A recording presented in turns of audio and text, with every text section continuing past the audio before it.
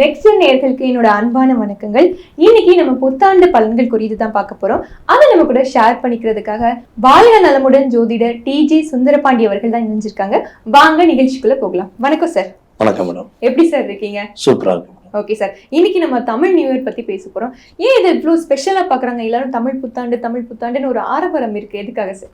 இது கேள்வியை எப்படி சொல்றது? ஆக்சுவலா நம்ம இருக்குது தமிழ்நாட்டுல, நம்மளுடைய தமிழர்கள் இல்லாத நாடே கிடையாது. கண்டிப்பா எல்லா நாடுகள்லயுமே ஒரு அதாவது சொன்னா இருக்காங்க, மக்கள் இருக்காங்கன்னா அது நம்மளுடைய தமிழர்கள் தான்.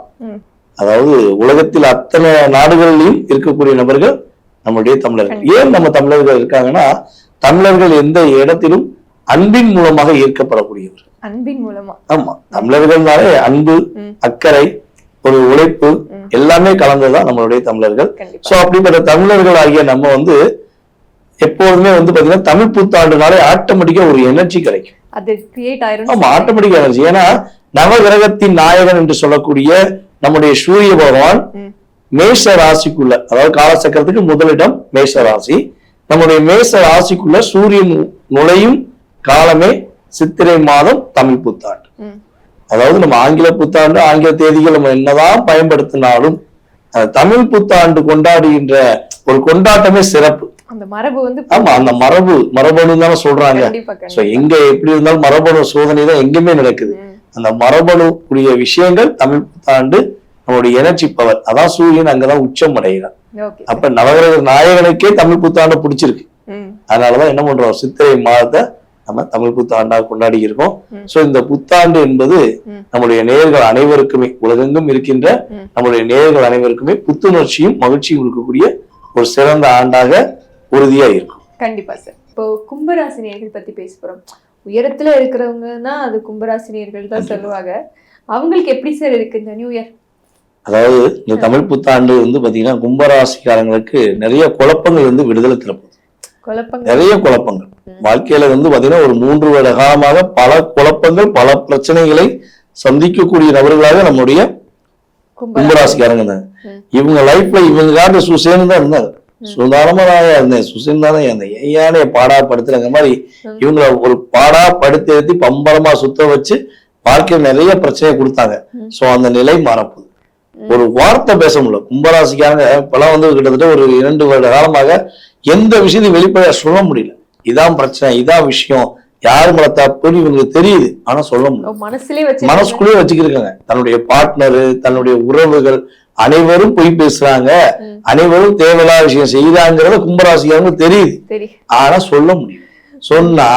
சொன்னா குத்தம், நின்னா குத்தம், உட்கார்ந்தா குத்தம்னு இவங்க மேல குத்தம் சொல்லி இவங்களையே குழப்பி விட்டாங்க மத்தவங்க. சோ இந்த நிலை மாறப்போகுது. கொடுத்த வாக்கை காப்பாற்றக்கூடிய கும்பராசி என்பவர்களுக்கு இந்த ஆணி மாதத்திலிருந்து இவங்களுடைய ராசிக்கு 2ஆம் இடத்ததிபதி மற்றும் 11ஆம் இடத்ததிபதியான குரு பகவானுடைய அற்புதமான செயல்பாடு மூலமாக இவங்களுடைய லைஃப்ல பொருளாதாரம் ஏற்றம் உண்டு. பொருளாதாரம் முன்னேற்றம், மிகப்பெரிய ஏற்றம் உண்டு. கடன் பிரச்சனையிலிருந்து மீண்டு வரக்கூடிய வாய்ப்பு உண்டு.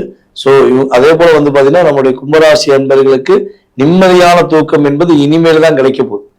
இவங்க லைஃப்ல தூங்கி ரொம்ப நாள் ஆச்சு அப்படிங்கக்கூடிய லிஸ்ட்ல இவங்களும் இருக்காங்க அப்படின்னு தெளிவா சொல்லலாம். சோ தூங்கும் போது கூட பிரச்சனையா, நான் தூங்க அப்படியே வானத்தை பார்த்தேன், நான் கண்ணை மூணா கடன்காரன் வரையான், எய்த்தவன் என்னை கஷ்டப்படுத்தின உள்ள வரையான் அப்படின்னு குழப்பத்துல இருந்த கும்பராசிக்கு நிம்மதியான தூக்கம், நிலையான சந்தோஷம், நிலையான வெற்றி அப்படின்னு சொல்லக்கூடிய அளவுக்கு இவங்க லைஃப்ல ஒரு அற்புதத்தையும் மாற்றத்தையும் குரு பகவானும் சனி பகவானும் இணைந்து கொடுக்க போறாங்கன்னு சொல்றாங்க. ஓகே சார், பொருளாதாரம்னு சொல்றீங்க சார், வீடு நகை அந்த மாதிரி சொல்றீங்களா இல்ல வேலையில பொருளாதாரம் சொல்றீங்களா? அதாவது பாத்தீங்கன்னா சொந்த தொழில் தொடங்கி வெற்றி பெறக்கூடிய வாய்ப்பு உண்டு. சொந்தமாக தொழில் செய்து கொண்டிருப்பவர்கள் குதூகலமாக இருக்கக்கூடிய வாய்ப்பு. இவங்க யாரெல்லாம் இவங்களை கஷ்டப்படுத்துறாங்களோ, இவங்க வாழ்க்கையில ஜெயிக்கவே மாட்டாங்க சிரிச்சுக்கிட்டு இருக்காங்களோ, அவங்களுக்கு முன்னாடி இவங்க வெற்றி பெறக்கூடிய வாய்ப்பு கிரக ரீதியாக ஏற்படும். ஓகே சார், புது வீடு வாங்குறதுக்கு வாய்ப்பு இருக்கா? கட்டாயமாக. அதாவது கும்பராசி என்பவர்களுக்கு 4ஆம் இடமான ரிஷபராசிய குரு பகவான், அதாவது சனி பகவான் தன்னுடைய 3ஆம் பார்வை மூலமா பார்த்து வீடை விட்டு வெளியே வர வேண்டிய சூழ்நிலை, வீடை வித்துட்டு வர வேண்டிய சூழ்நிலை கடந்த காலம் நடந்துச்சு.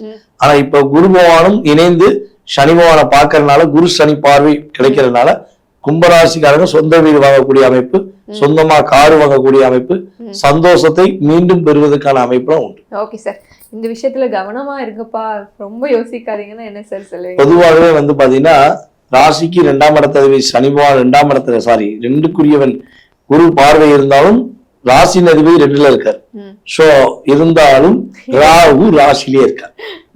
ராகு ராசியில 7ஆம் இடத்துல கீழ்.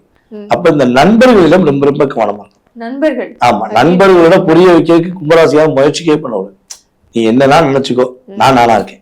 கோயில உள்ள கலசம் கும்பம் எப்படி நீங்க சொன்ன மாதிரி உயரத்தில் உண்மையாக நேர்மையாக பல நல்ல விஷயங்களை நம்மளுடைய பிரபஞ்சத்துக்கு கொடுக்குதோ, அந்த பிரபஞ்ச சக்தியை வாங்கி நல்லது கொடுக்குதோ, அதே மாதிரி கும்பராசிக்காரங்க யாரையும் புரிய வைக்கிறங்கிற மென்டாலிட்டிக்கு இருக்கவே கூடாது.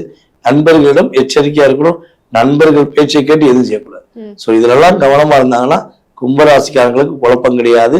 மிகப்பெரிய மாற்றம், மிகப்பெரிய முன்னேற்றம் உறுதியா உண்டு. ஓகே சார், திருமண வாழ்க்கை எப்படி சார் இருக்கு?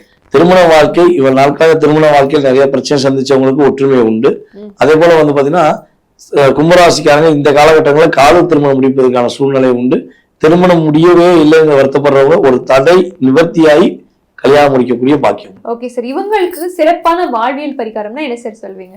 அதாவது நம்மளுடைய கும்பராசி நேர்கள் வந்து பாத்தீங்கன்னா பொதுவாகவே தூய்மை பணியாளர்களுக்கு முடிஞ்ச உதவியை செய்யலாம். ஏன்னா ஒரு ஒரு இல்லம், ஒரு ஊரு, ஒரு தெரு தூய்மையா இருக்கணும்னா அவங்கதான் நம்மளுக்கு மிகப்பெரிய அங்கம்.